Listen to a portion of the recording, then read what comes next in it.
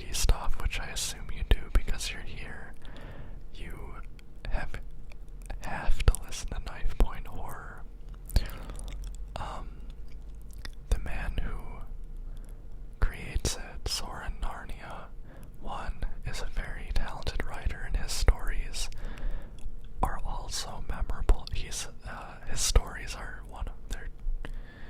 he's one of a kind, and his voice is also really beautiful and haunting. So I will say, if you're here just for the story, stop this and go to the description and go and listen to it on the podcast, because you need to hear it in his voice. But if you're here for the tingles, then you've got about an hour of that coming up. The story I'm gonna read is one of my favorites on the podcast. It's a longer one, but it is so mysterious and haunting, and so many creative elements, and just the atmosphere.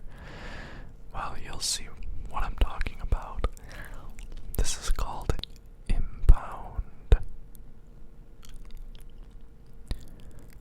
My name is Victor Selkind.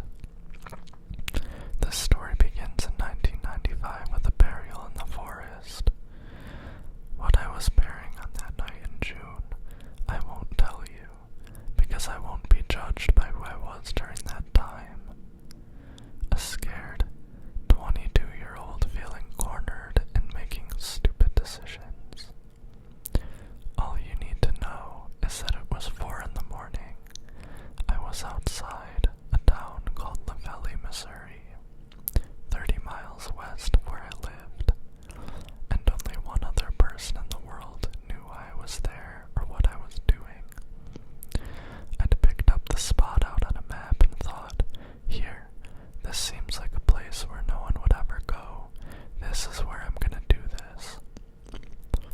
After I finished the deed, I was sweating, exhausted. My head was throbbing.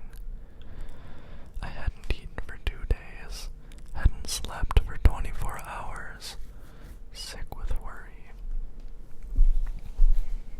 There I was, tamping the earth down with a shovel, praying I had done a good job, begging God to give me the chance to get out of this and make things different.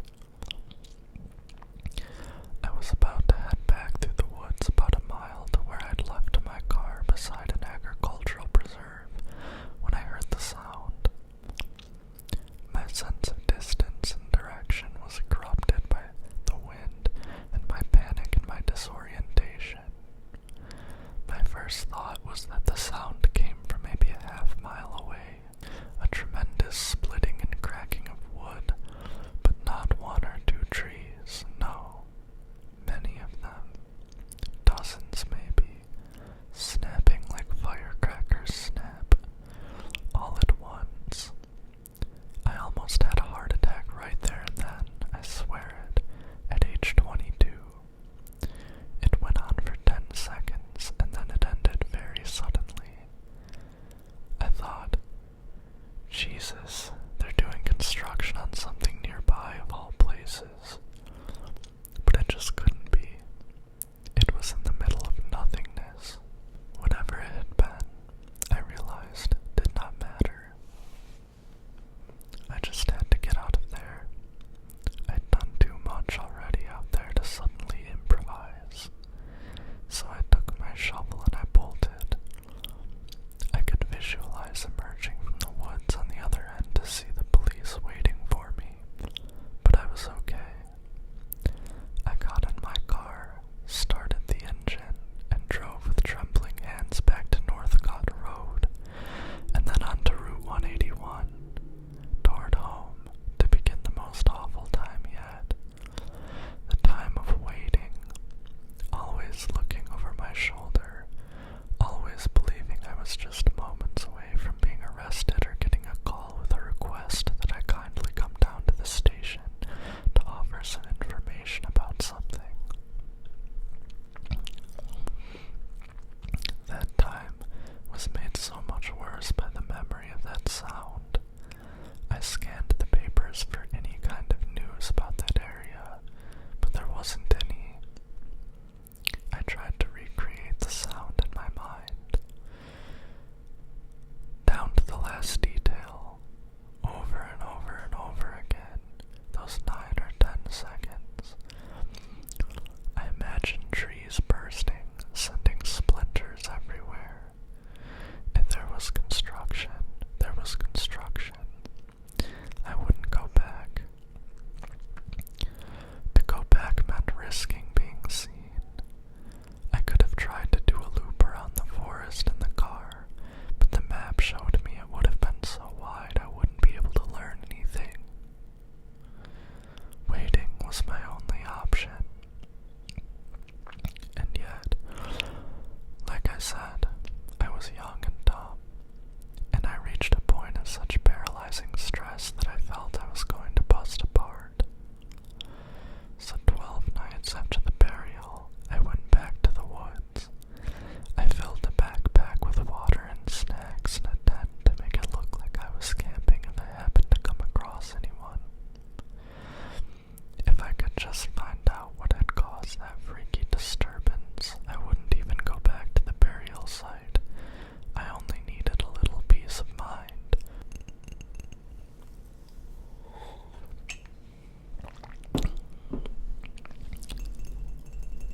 At 2:15 a.m. on a Sunday night, I drove to Dexton and left my car in the parking lot of a Kenmore's grocery, one bigger than the one where I was working then, back in Adelphis.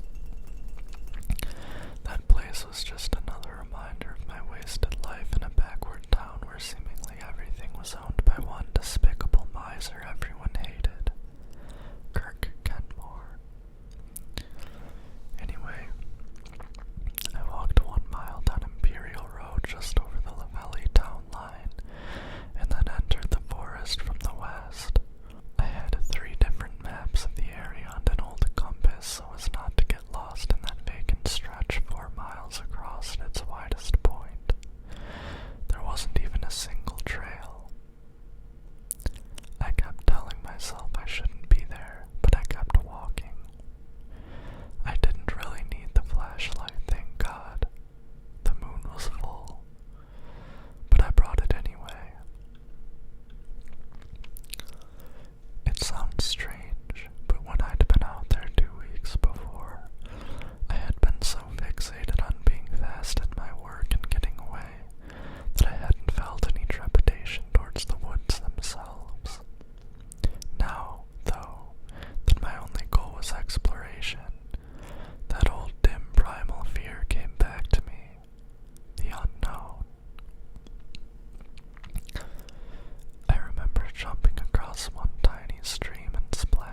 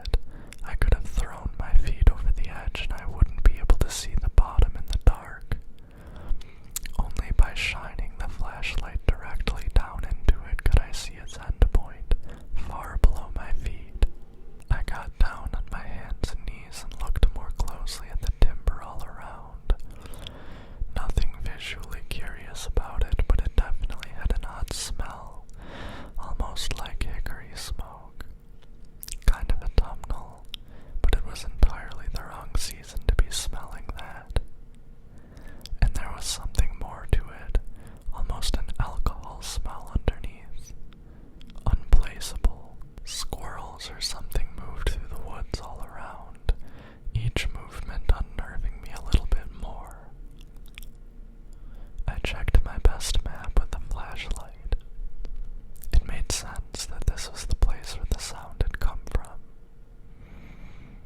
I went even deeper into the woods, looking around for another anomaly.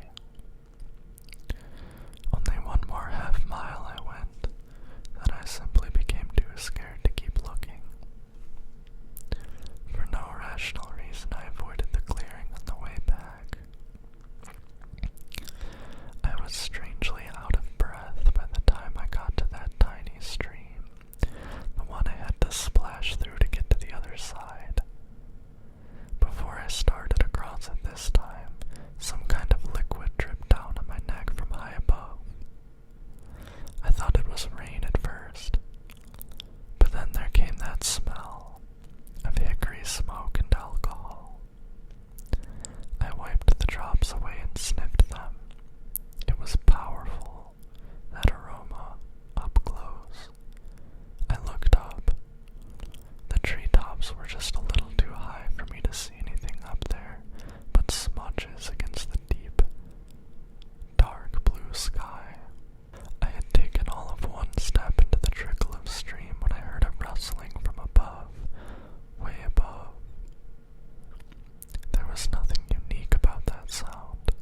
It was like any kind of large bird or creature moving from one treetop to the other, except whatever was up there sounded bigger than that. I waited for it to come again. It didn't. I started walking again and broke into a jog as soon as I felt sure I wouldn't go too fast and trip over anything or run into a tree. I came out of the woods eventually, and there was the parking lot behind a hardware store behind which I'd gone in 2 hours before. A story for the bar sometime, I thought, as I made my way back to the Imperial Road, and eventually my car at Kenmore's Grocery. A story for when this disaster was decades behind me. I read more about the area of the county in the next 2 weeks than I had read about anything all my life, and the sum of it all was nothing. No reports of any disturbances in those woods, not in the police blotter, not online, such as the internet was back in 1995. It somehow seemed like I was the only one who'd heard what I heard and seen what I'd seen. Or if someone else had, they didn't let it affect them. Of the entire experience, the one thing that got stronger as the days went on, more vivid than even that smell, was that rustling of the trees far above my head, before I'd gotten out of the woods as fast as I could. In the end, my paranoia about the circumstances finally consumed me.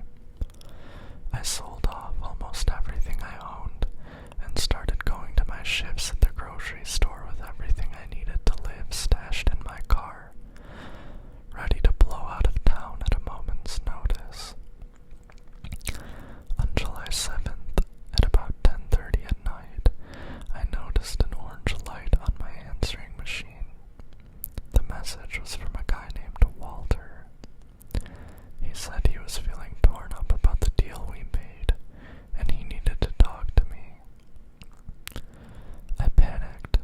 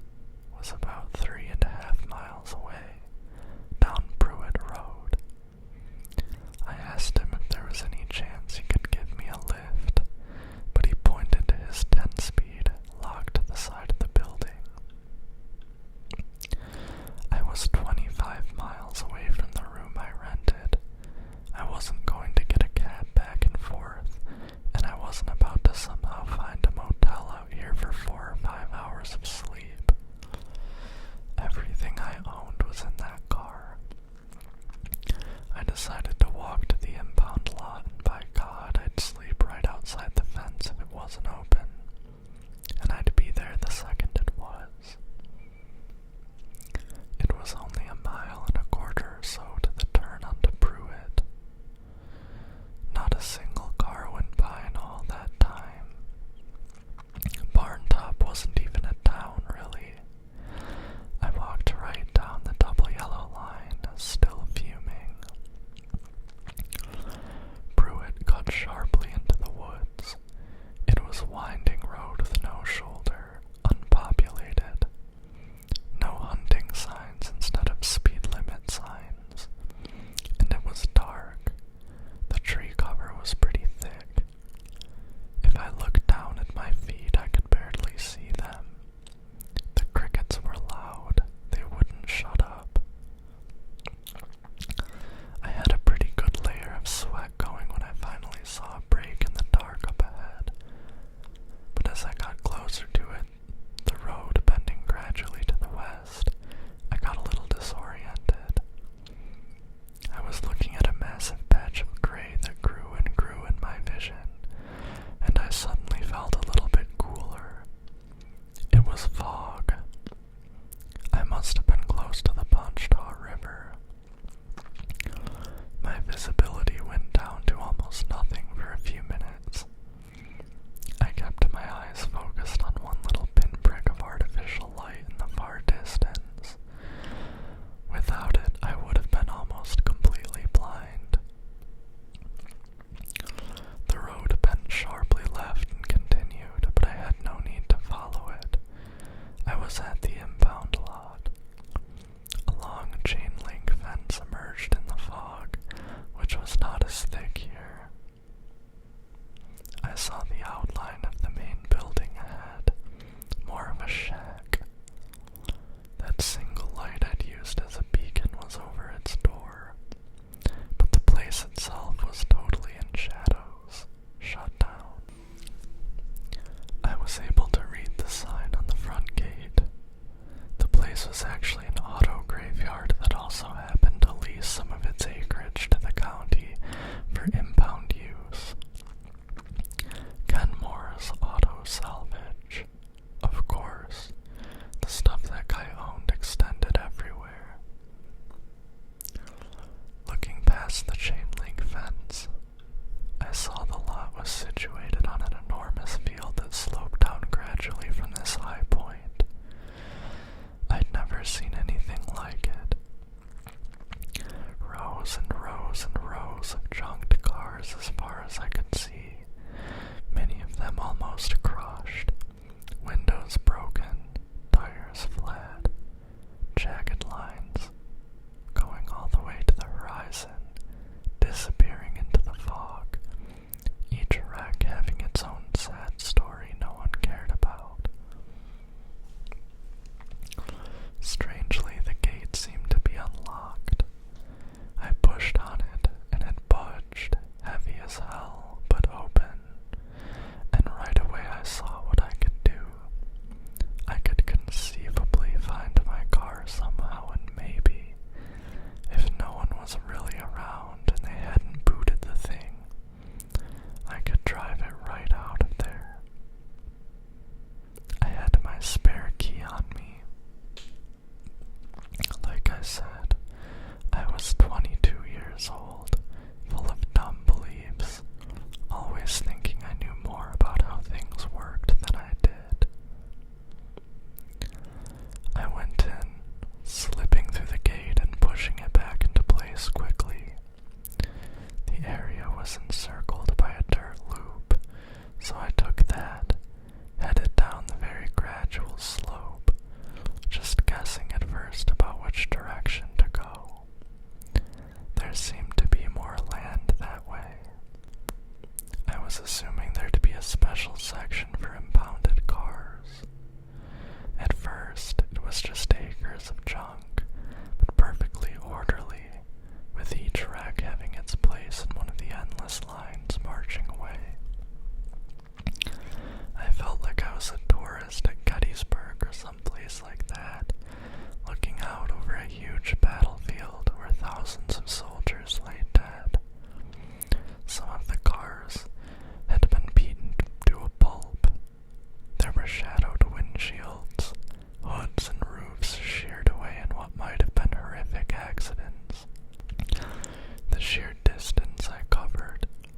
the sheer enormity of that place. The fog kept what lay ahead of me always a little bit hidden. Woods sprung up again beyond the gate to my left, and I saw a stretch of them ahead in the ravine I was headed for. So there was an end point, finally, up there somewhere.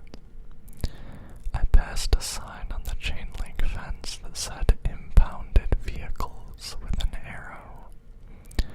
I was headed in the right direction. I froze suddenly when I saw an anomaly about 50 yards away, down one of the rows of cars.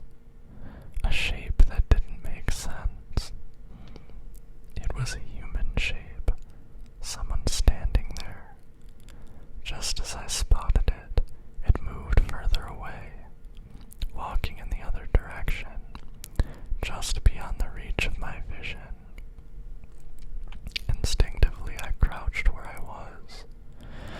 Then I crab-walked close to the nearest car to me, a van with 2 flat tires, and I stayed there, thinking. I'd thought about the possibility of being spotted, even chased away, but I was sure I could play dumb well enough to avoid anything worse.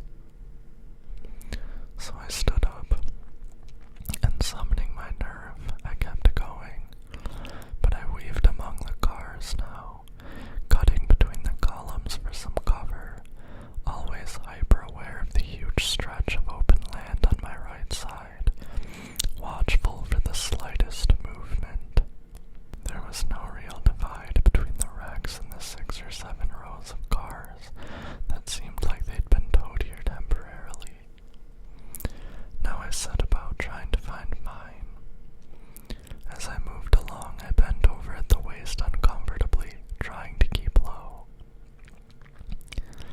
My car was as far away from the main building as could possibly be, placed neatly in the very last row to the north, on the end of a row, just 20 yards or so from the tall fencing that bordered the woods beyond.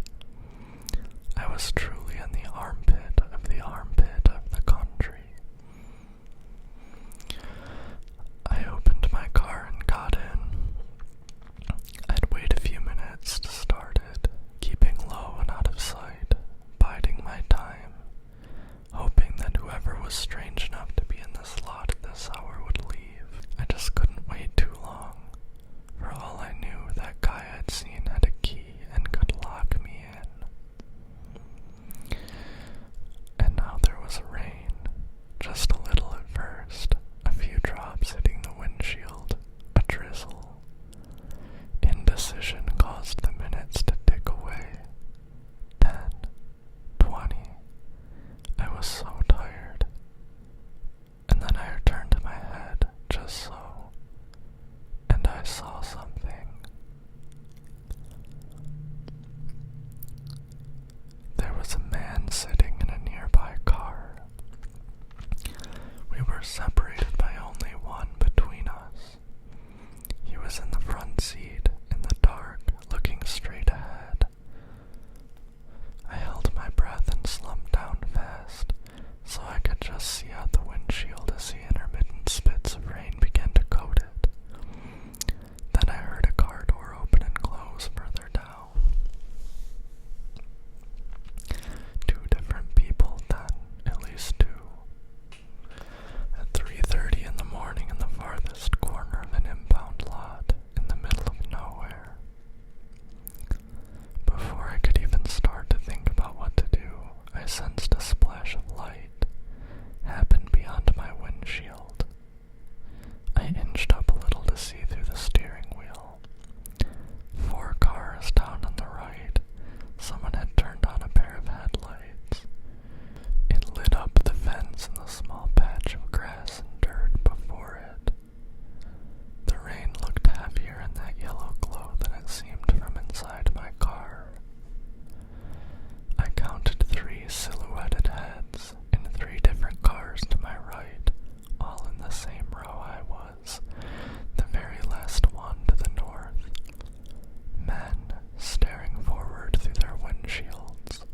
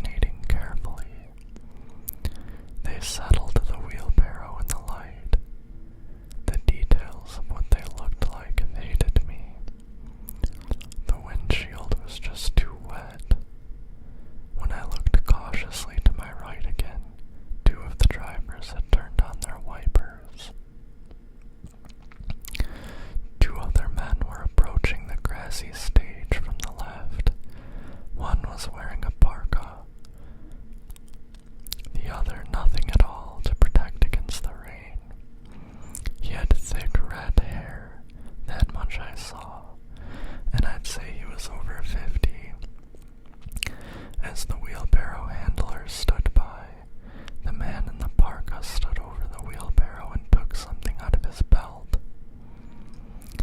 I had to turn on the wipers now or I'd be able to see nothing. The blade started back and forth, giving me good split-second glimpses of the scene alternating with murky indistinction. It looked like a needle the man was holding in his right hand, a syringe. The red-haired man pulled on one of the corners of the tarp, exposing the wheelbarrow's contents. But I was at a bad angle, and I could only make out some misshapen lump. The man in the parka inserted the needle into some calculated spot, and then hesitated there, likely waiting for the contents of the syringe to be guided into that mass. Finally, he stepped away. The red-haired man put a hand on his side and nudged him out of the sight line of those watching from their cars. Some part of the thing in the wheelbarrow stirred. The red-haired man held on to the back of the wheelbarrow, steadying it on one side, while one of the handlers did the same with the handlebars. I could hear nothing but the rain. I was detecting something in the air, though, a noticeable change, an odor, and I cracked the driver's side window just a tiny bit. A faint hickory smoke smell, mixed with alcohol. Real faint, yes, but unmistakable. Suddenly the wheelbarrow rocked, despite the best efforts to keep it steady. Through the eddies of rain on the glass before me, I saw something rise from it, something long and dark, a part of the whole thing. The men moved swiftly closer. With no hesitation, one of the handlers had a pistol out, and he held it very close to the mass, and there was a single weak crack that cut through the sound of the rain. Whatever appendage had been emerging from the wheelbarrow came back down. There was a burst of activity as the handlers and the needle bearer brought the tarp back up and over the thing in the wheelbarrow. Then it was being clumsily pushed away, back into the dark. The red-haired man alone remained, and in my efforts to slowly see a little more, I had raised my head level with my steering wheel, and now when I turned to my right, the man 2 cars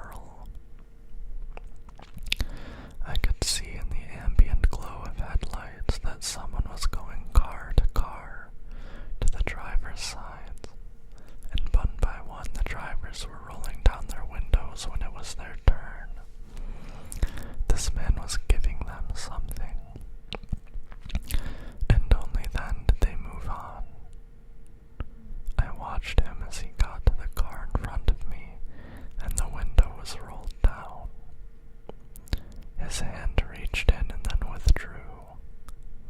The car's brake lights went off and it moved forward again. I was next. The man, wearing a green windbreaker, moved forward and stood beside me. I rolled my window down. His hand came in. He was holding a small business card. I took it. Without giving me a second look, he turned and started to run.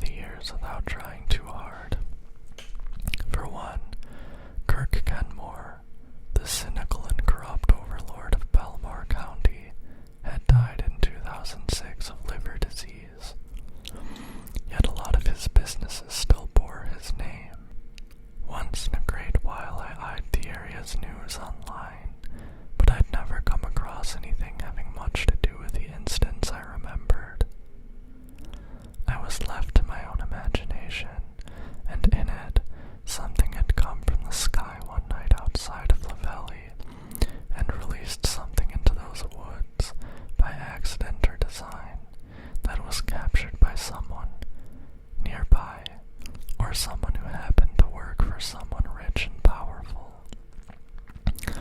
Someone who saw a profit motive in going not to the police, but other people who might be willing to pay to get a closer look at, or even touch, what had been found. All conjecture on my part, of course. All of it. Late that January night, I went back online and set the business card beside my laptop, trying not to think that everything we do on the web is tracked somehow, somewhere. I first searched for the town of Lavelli in Google Earth. It was time to walk through the forest again, virtually this time. Even that overhead view, digital representation of those woods, when they first came up on my screen, made me tense up. I'd opened a real door to the past for the first time.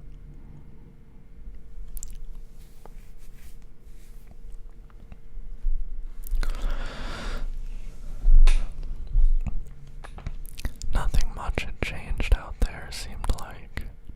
I scrolled left and right, zoomed in and out, and eventually I was able to locate the agricultural preserve where I'd left my car 22 years ago, before I walked into the woods and out of sight, carrying a shovel and something I needed to bury.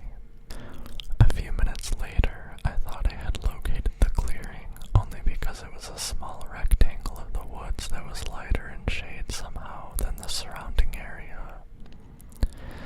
A patch of woods that looked much less grown, younger, reformed. I took a sip of bourbon from the glass next to me and went about locating the county impound lot on Pruitt Road. Still there, by God. I dropped myself down to street view, placing myself virtually on the road, standing outside the chain-link fence with the main building beyond it. On the screen it was a nice sunny day and the place looked completely harmless. And yes, it was still called Kenmore's Auto Salvage.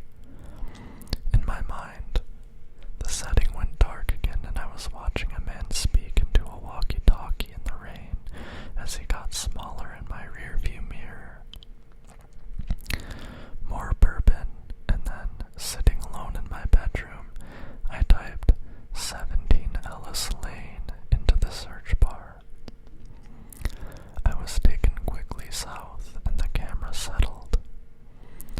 Ellis Lane was a long, wide-open country road with only occasional houses. 17 was what we called as kids a spook house. A 2-story residence that had been abandoned and fallen into disrepair. The sky in the Google Earth pictures of this scene was anything but sunny. These photos had been collected in winter time, and there was an inch of snow on the ground. A long dirt drive led up to the place, which was a good quarter-mile away from the nearest house. I shut off my computer. I had the resources in just a brief window of days before my schedule ramped up again. I could slip out of town without raising too many eyebrows. By 1 in the morning I had a course of action, and I made a call to the airlines to book a flight. It was time to solve a mystery. Driving my rental car across the Adelphis town line on February 2nd, I did feel a tremor of unease about being seen here. It was possible I might be recognized by someone, maybe even just a fan who might relay my whereabouts. It had happened before back in Seattle. Back during the dark time in the mid-90s, my glove box had been stuffed with torn and stained maps, but now the GPS on my phone guided me easily. I had no intention of heading into the woods. I drove directly toward Ellis Lane. I had researched past white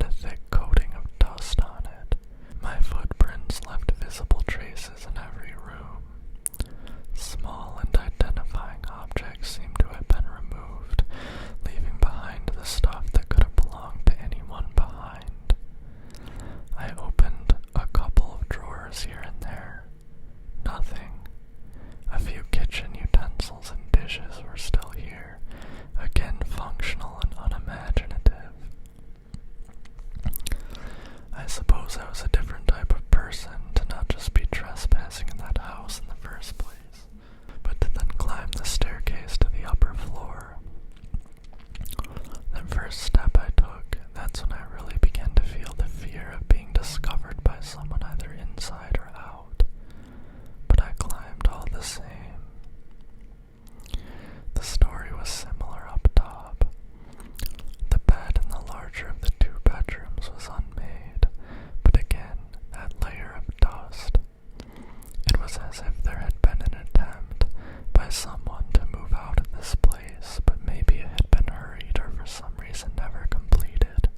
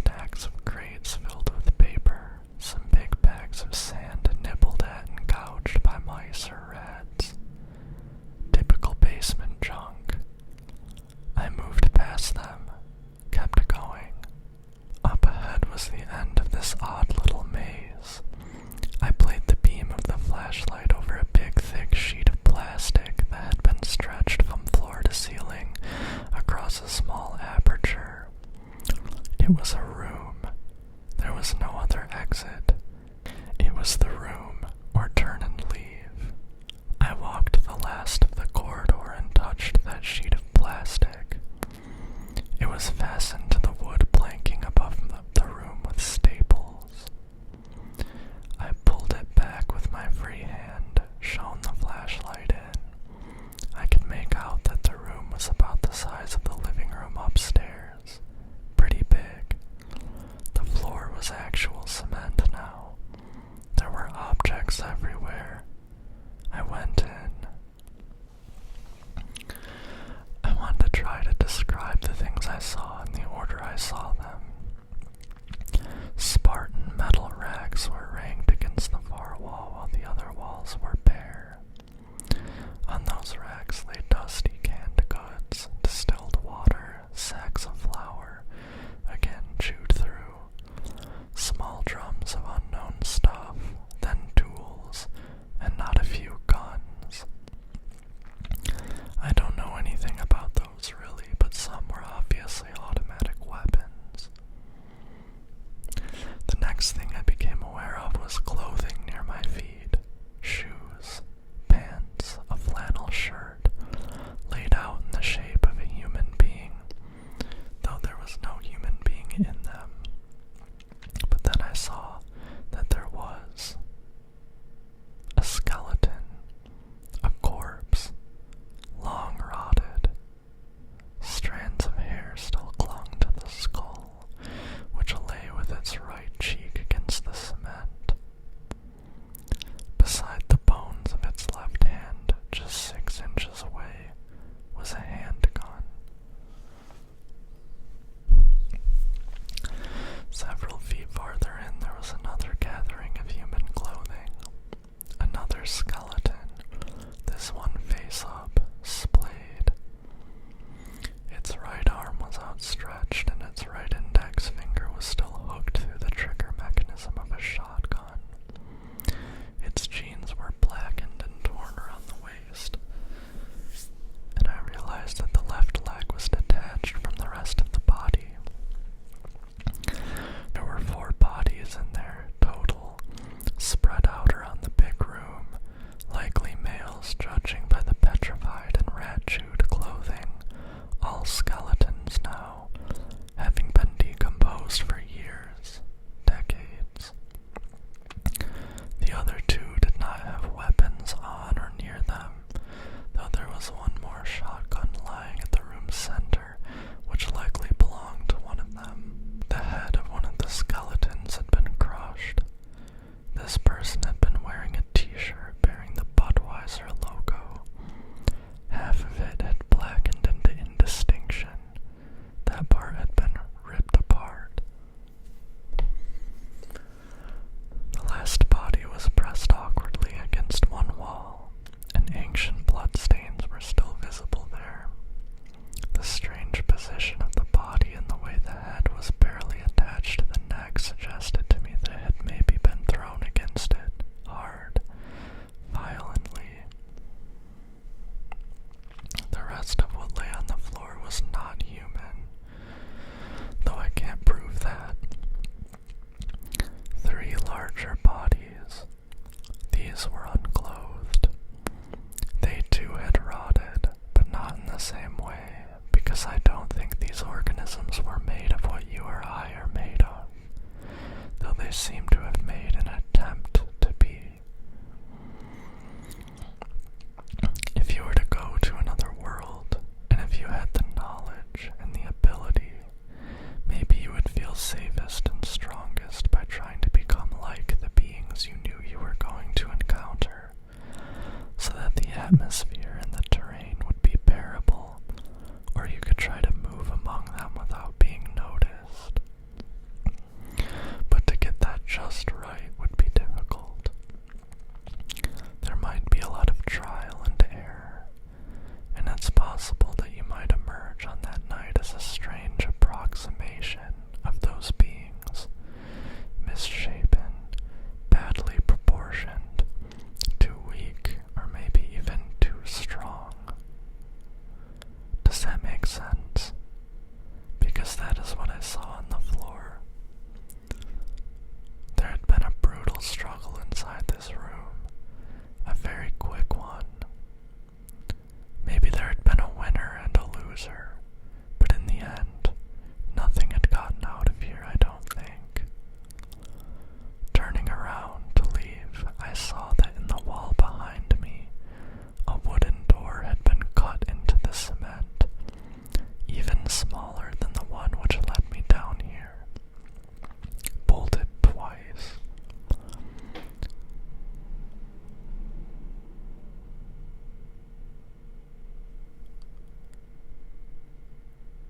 When I got very close to it, it was clear to me, yes, that there was a certain odor coming from behind that door, which I believe I do not have to describe for you. I did finally scream when I heard something move behind it, yeah. I screamed, and you know, it wasn't like when you're watching a movie on Shudder or something. No. I think if you had a recording of that scream, you'd hear its pitch go high and low and then back to high. And it went on for so much longer than anyone watching a film would be able to even bear. But it did end, and when it ended, I was still somehow standing on the cement in that room, among all those corpses, staring at the bolted door. The sound from behind it suggested more than one thing had moved. The things did not try to rush the door or pound on it trying to get out. Instead, what they tried to do was speak to me.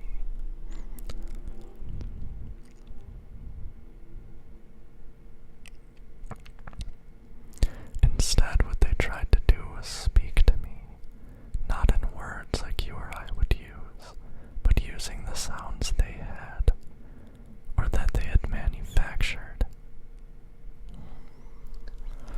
Still alive after 22 years, they would have to wait for someone else to come and let them out. Can I say that someone had locked them in and drawn bidders to come and take a look, and at some point greed had turned on that someone or someone's? No, I can't say any of that.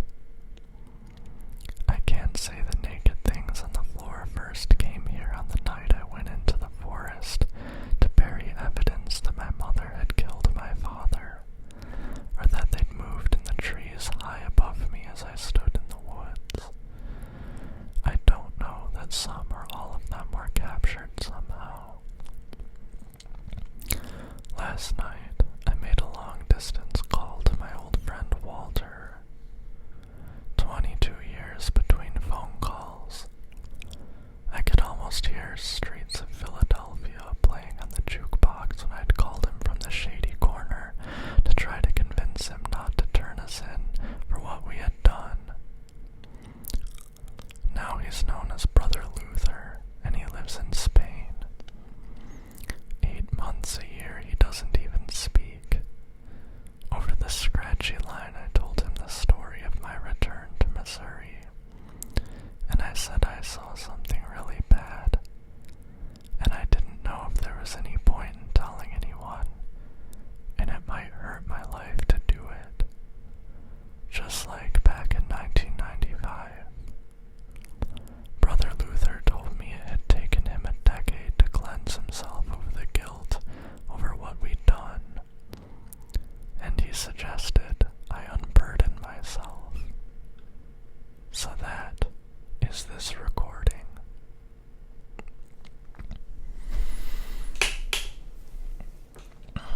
And that is the end of the story. I really hope that you love it as much as I do.